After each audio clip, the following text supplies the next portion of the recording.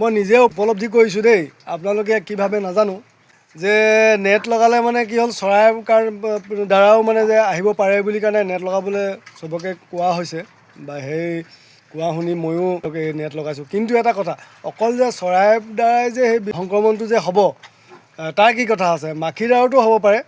তো সেইকাৰণে মই কি কৰিছোঁ, মাখিও নোসোমাব পৰা মানে নেট ওলাইছে, সেই নেট বিল লগাই দিছোঁ।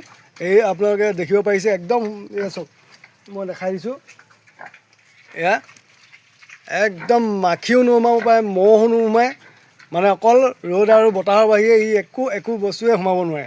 তো মই তেনেকুৱা লগাই দিছোঁ, কাৰণ কেলৈ ওচৰে পাঁজৰে তেনেকৈ বেমাৰৰ লক্ষণবিলাক দেখা গৈছে, গাহৰি মৰিছে।